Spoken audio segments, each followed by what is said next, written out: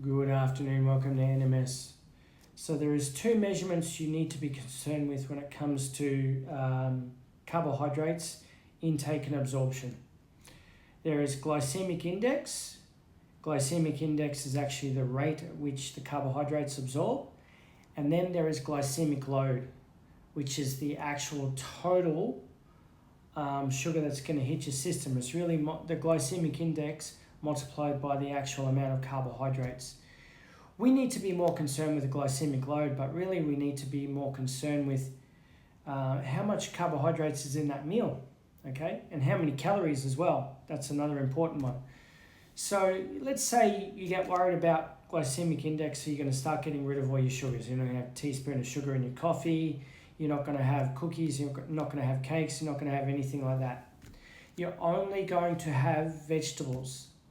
Now that's fine if you want to do that, but I want to remind you of something. If you had a small cookie every day and that cookie, was so that you didn't get too worried about, craving different foods, you could have that cookie with your coffee. I do every day, even on a diet, even when contest prep, I do that. It's not going to be too much. Now that one cookie may have about 10 grams of sugar in it. It's quite complicated because it's obviously got protein and fats in it, okay? But the total glycemic load is going to be quite low. And that's not going to be a problem. But if you have lots and lots of fruit, now the glycemic index of that fruit may be not too high, but the total glycemic load is going to be quite high, and the actual amount of sugar in that fruit is going to be high if you have a lot of fruit, okay? Now, you've probably been told a lot of times such things as, there's natural sugars. Well, cane sugar is actually a natural source of sugar, okay? It comes from sugar cane. All they've gone and done is they've broken down all the sugar cane, extracted the maltose, and then gone and purified it into a nice white crystal that we call sugar. But if you had it as sugar cane, okay, you probably wouldn't think about it. Now, all your other carbohydrate sources, okay, they have sugar in them, but there's a lot of fiber in it. The moment you remove the fiber, it actually speeds up the sugar. But it still comes down to the amount of sugar. So let's say, for example, you had, 3 or 4 apples. Cool, each apple has a very low glycemic index, but if you had 3 or 4 apples, that could be anywhere from maybe 60 grams to 80 grams of sugar coming from that apple, depending on the size of it. Now, that means that your system has to contend with all that sugar coming into it. Yeah, it may be slow, but it's still a large amount of sugar. Now, a little while ago, I saw a guy on pretty much, I think it was TikTok, and he was discussing, how fast bananas would be in terms of, hitting his system and raising his blood sugar levels. Now, he chose an amount of, banana. I think it might have been something like 20 ounces or something quite large, okay? And it turned out to be about 3.5 bananas. Now, no one ever eats 3.5 bananas. If I was going to eat a banana, I'd have a banana. And I did have one just before this post, so that I'm going to go to the gym and I'm going to use that sugar.